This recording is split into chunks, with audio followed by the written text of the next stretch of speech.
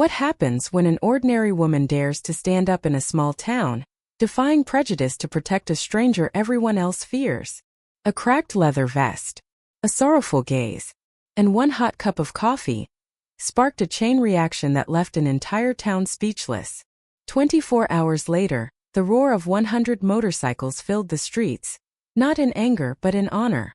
This isn't a story about violence or intimidation. It's about loyalty, gratitude, and how one small act of kindness can change everything. Hi everyone. Welcome to today's story. Let's get started. For nearly 2 years, Ellie had been fighting a quiet battle behind the counter of Monroe's kitchen, the humble roadside diner her father had built with his bare hands back in the 1950s.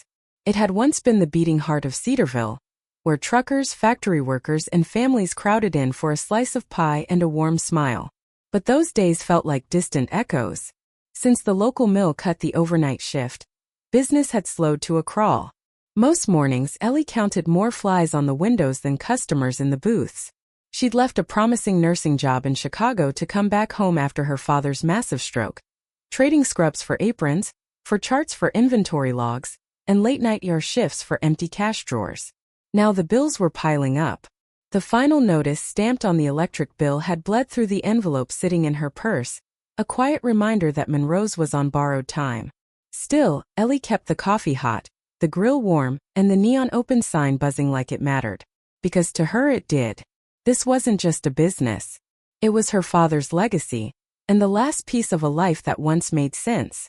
She had no idea that by tomorrow morning the place would be full, and the entire town would be talking. It was nearly closing time when the bell above the door gave a half-hearted jingle. Ellie looked up from the register, expecting another regular wanting a slice of pie to go. Instead, the room went still. A man stepped inside, tall and broad-shouldered, with a weather-beaten face framed by a gray beard that reached his chest. He wore a cracked leather vest over a denim shirt, both dusted with road grit. But it was the patch on his back that silenced the diner like a needle lifted from a record, a skull and wings insignia of the Hells Angels. Even the old jukebox crackled into silence. A few customers froze mid-bite. Old Mrs. Callahan clutched her purse. Ellie felt Jenny, her part-time waitress, slowly back toward the kitchen. No one in Cedarville saw bikers like him unless they were riding through, and even then they kept driving. But the man didn't make a scene. He simply chose the stool at the far end of the counter, away from the others, and sat down like he was used to people flinching. Ellie walked over, menu in hand. "Welcome to Monroe's," she said, her voice steady but soft. "Coffee?" The man nodded. "Black.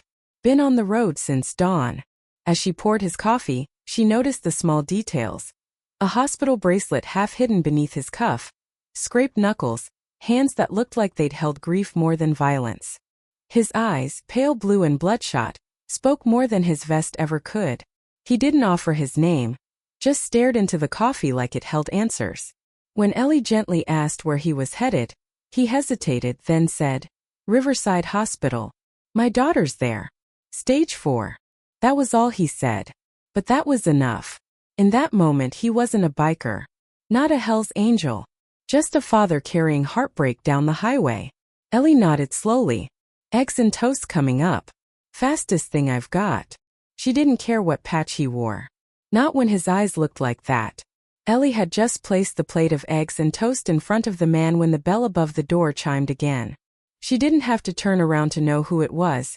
Deputy Greg Foster, with his usual self-assured stride, followed closely by Officer Tony Wells, his younger and quieter partner. Both were regulars at Monroe's, and both instantly zeroed in on the man at the end of the counter. "Evenin', Ellie," Foster said, loud enough for the entire diner to hear. "Didn't expect to see this kind of company in here tonight." The man didn't flinch. He sipped his coffee, eyes fixed on the counter. "He's a customer," Ellie said, wiping her hands on a towel. "Same as anyone else." Foster smirked. "That patch says otherwise." He moved closer, circling the stool like a hawk. "You passing through or planning to stir up trouble?" The man finally looked up. His voice was steady. "Just here for some food. Then I'm heading back to Riverside." Foster raised a brow. "That where they're patching up your last bar fight?" Ellie stepped in before it could go further. Deputy, he's not causing trouble. He ordered, he paid, and he's been nothing but polite. You got any reason to be hassling him? Greg's eyes narrowed. You don't know what these guys are, Ellie. Drugs, guns, trafficking, you name it. I know what I see, she said firmly. And right now, I see a man just trying to get a meal and go see his daughter in the hospital. You siding with this guy? He challenged, voice rising. I'm siding with decency, she replied. Silence fell over the diner. You could have heard a spoon drop. Customers stared into their plates, unsure of what to do. The biker, still unnamed, set his fork down and began reaching for his wallet. No, Ellie said, her voice calm but resolute. Your meal's on the house. And if anyone's got a problem with that, they can take it up with me. Foster looked like he might say more but thought better of it. With a sharp scoff, he threw a couple dollars on the counter. You'll regret it, he muttered, heading for the door. The biker said nothing, but Ellie saw the glimmer of respect in his tired eyes. And for the first time that night he smiled. The next morning, Ellie arrived at the diner just before sunrise, as she always did. But something was different. Taped to the front window in bold red marker was a hand-scrawled sign. Closed until further notice. No biker lovers in Monroe. Her heart sank. She ripped the paper down, her hands trembling with a mix of disbelief and rage. Inside, the diner looked untouched, yet it felt violated. The booths were still lined up, the coffee still waiting to brew, but the air was heavy with judgment. Monroe was a small town and word traveled fast, especially when it went against the grain. By 8 a.m. the breakfast rush, what little remained of it, confirmed her fears. A few regulars trickled in, offering awkward nods and sympathetic half-smiles. No one mentioned the incident directly, but the silence said everything. Ellie caught snippets of whispers. Can you believe she stood up for him? That's not what Frank Parker would have done. Except it was. By lunchtime, Monroe's quiet disapproval had turned into a near-complete boycott. The clatter of plates, once a comforting background rhythm, was now replaced with an oppressive stillness. Ellie kept moving, refilling coffee, wiping counters, but the emptiness wore on her.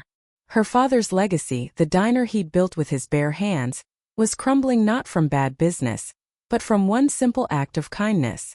Around 2 p.m., with the last customer gone, Ellie allowed herself to lean against the counter and exhale. Her eyes burned with unshed tears. Standing up for someone should have felt right. Instead, it felt like she'd just lit a match in a room full of gasoline. Just then, the bell above the door jingled softly. A middle-aged man in a denim jacket stepped inside. His face was unfamiliar, but the small silver pin on his lapel, a pair of angel wings encircling a skull, spoke volumes. You Ellie Parker? He asked gently. She nodded, straightening up. I'm Thomas Mercer, Ray's older brother. He told us what you did. He glanced around the empty diner, then back at her. You stood up when it mattered. And I think it's time someone stood up for you. Ellie blinked, unsure of what he meant. But before she could ask, the distant sound of rumbling engines echoed through the quiet streets of Monroe. Something was coming. Something big. And it was headed straight for her. At first, Ellie thought it was thunder. But as the sound grew louder, deep, rhythmic, unmistakably mechanical, she realized it wasn't the weather. She stepped outside and froze. Dozens of motorcycles were appearing over the horizon, stretching down both ends of Main Street. One by one they rolled into Monroe, gleaming chrome flashing in the sun, engine growls echoing off storefront windows. By the time the last engine had gone silent, Ellie stood in front of her diner with her mouth slightly open.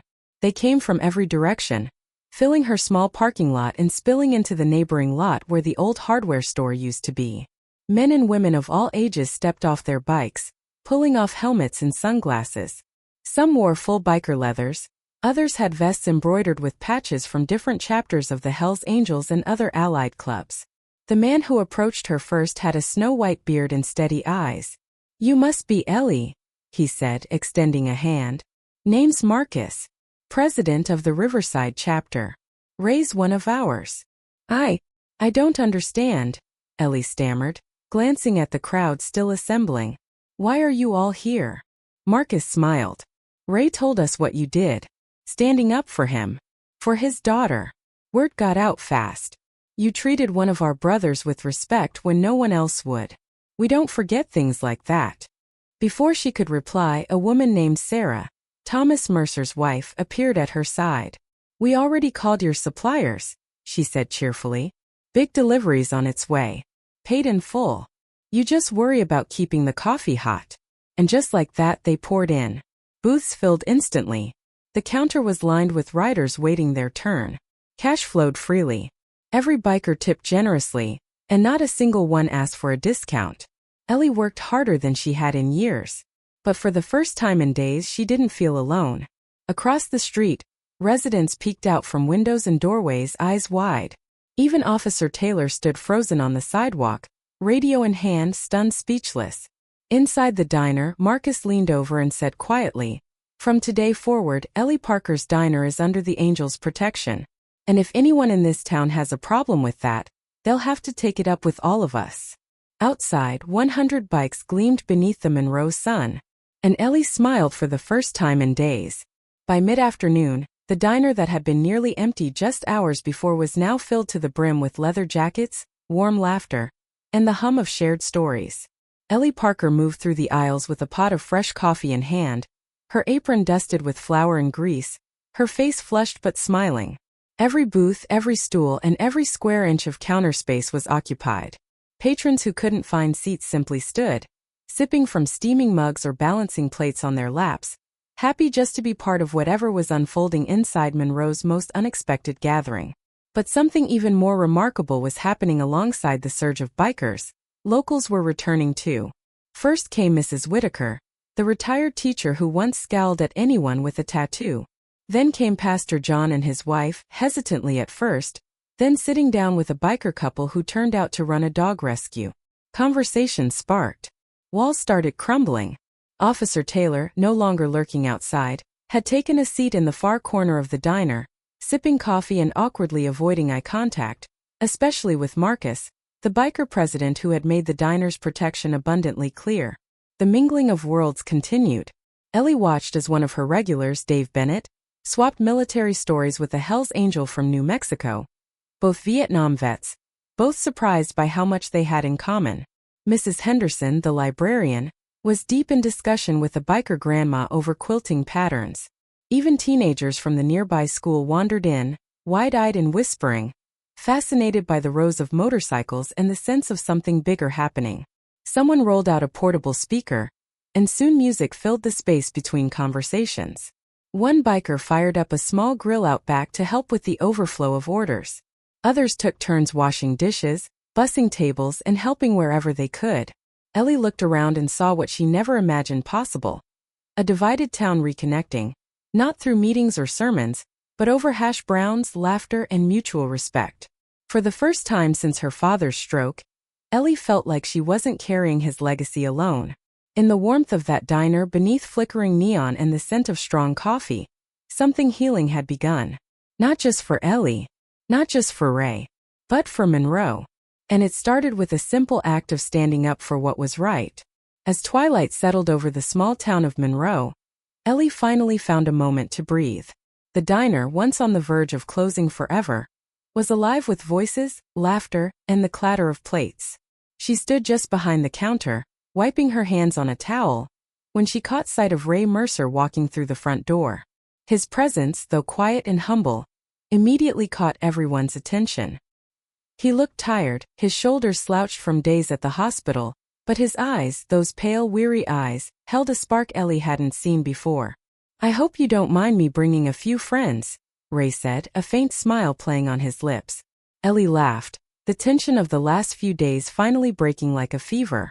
"I think I can squeeze them in," she replied, gesturing to the sea of black leather jackets and chrome helmets around them. Later that evening, as the scent of grilled burgers mingled with the aroma of fresh-baked pies, Ellie pulled Ray aside near the kitchen door. "How's Jessie?" she asked softly. Ray's expression changed immediately. "That's actually why I could come today," he said. "The doctor called this morning, the treatment's working. It's still early, but her numbers are finally improving." A beat passed before Ellie reached out and hugged him. It was spontaneous, pure, and filled with unspoken understanding. "She wants to meet you," Ray added, his voice catching. Told her about you. Said you reminded her of herself. Tough. Doesn't take any nonsense. Ellie smiled. I'd like that. Across the diner, Marcus, the chapter president, stood and called for quiet. With commanding presence, he thanked Ellie for her courage and declared Parker's Diner officially under the protection of the Hells Angels. A cheer erupted. And then with a grin he asked the most important question of the night. Now who's ready for pie? Laughter followed and music resumed. But for Ellie, standing there in her father's apron, surrounded by the very people Monroe once feared, that moment was more than celebration. It was redemption. She had stood up for a stranger, and in doing so found a community, saved her father's legacy, and helped a fractured town remember its heart. The bell above the door gave a final chime as the last biker waved goodbye under the soft glow of street lamps. Ellie stood alone in the now quiet diner, heart still racing from the whirlwind day. She walked slowly behind the counter, toward the wall where her father's old apron hung. His name still stitched in fading blue. But today it had a new neighbor. A black leather vest emblazoned with a bold design. Across the back in bright thread were the words, Parker's Diner, Friends of the Angels. She ran her fingers over the stitching as her eyes welled with tears. Pinned to the vest was a folded note, written in a rough hand. For the bravest diner owner we know. Jessie's doing better. She still wants to meet you. Ray. Ellie pressed the paper to her chest and exhaled, her shoulders sinking with the weight of gratitude. It wasn't just the vest or the money they had spent, it was what it all symbolized. A town that had once turned its back on her now stood still, humbled, because one woman chose kindness over fear. An hour later, the bell chimed again. This time it was Officer Brennan. No sunglasses. No swagger. Just a weary man in uniform, holding his cap nervously in his hands. Morning, he said softly. Ellie looked up from the coffee pot. Coffee? He nodded. Please. She poured the cup and slid it toward him with the same steady grace she'd used for years. No lectures. No glares. Just the kind of quiet dignity her father had always taught her. As he took a sip, she returned to her work, but the silence was filled with meaning. Not long ago, he had tried to break her spirit. Now he sat humbled in her booth, drinking coffee beneath a vest that declared her place in a family bigger and more loyal than any badge could promise. And through it all, Ellie remembered her father's words. Judge people by how they act, not what they wear. Today that truth had never felt clearer. Sometimes it took a diner full of bikers to remind a town of its humanity. The morning after the biker gathering felt like a different universe. Ellie unlocked the front door of Parker's Diner just as the sun rose over Millridge, casting golden light on the sidewalk that, only hours before, had been lined with hundreds of motorcycles and the sound of laughter. The town felt quieter now, but not the same kind of quiet as before. This time it wasn't emptiness. It was expectation. Inside, the familiar smell of coffee greeted her, but something else had changed. Behind the counter, next to her father's worn apron, hung a leather vest with bold letters across the back. Parker's Diner, Friends of the Angels. The vest, a gift from the bikers, wasn't just decoration. It was a symbol of respect, of loyalty, of standing up when it would have been easier to stay silent. Ellie took a moment to admire it before setting up the morning shift. She was still adjusting the chairs when the bell above the door jingled. It was Officer Brennan. His posture was different this time. Shoulders lower. No badge bravado. He offered a small nod and quietly took a seat at the counter. Coffee? Ellie asked, her tone neutral but calm. Yes, please. She poured the cup and slid it to him. No fanfare, no speech, just a steady hand. Brennan looked down into the mug, then back up at the vest hanging behind her. His eyes lingered there for a second longer than necessary. You're not just serving breakfast here, he finally said. You're changing something. Ellie didn't answer. She didn't need to. The town had already started to shift. Word had spread about what had happened, about the woman who stood up to authority and was rewarded not with punishment, but with a tidal wave of support. Former skeptics had begun returning, some out of curiosity, others to make amends. Regulars sat beside bikers and no one blinked. Later that day, Ellie would visit her father at the care center, telling him everything. About the vest. About Ray's daughter Jessie, who was improving. About how the diner they built together had become more than a business. It had become a symbol of grace in a divided place. And it all started with a simple act of kindness and a cup of black coffee. The morning sunlight spilled through the diner windows as Ellie flipped the open sign with steady hands. The day before, her small-town world had been turned upside down by the rumble of over 200 motorcycles and the unexpected warmth of the people who rode them. But it wasn't just about the bikes. It was about what they stood for: loyalty, dignity, and a fierce commitment to repay kindness with action. As the early regulars trickled in, some wearing cautious smiles, others simply curious, Ellie noticed how the silence that once filled the diner had been replaced by something different: respect.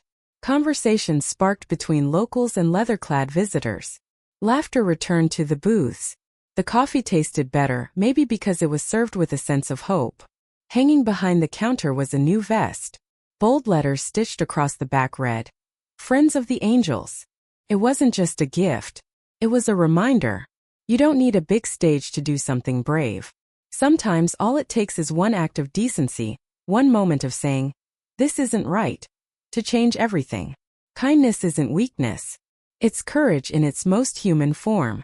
If this story moved you, let us know in the comments. Share a moment when you stood up for what's right, or when someone stood up for you. And if you believe the world needs more stories like this one, hit that subscribe button. Because sometimes the smallest voices carry the biggest truths.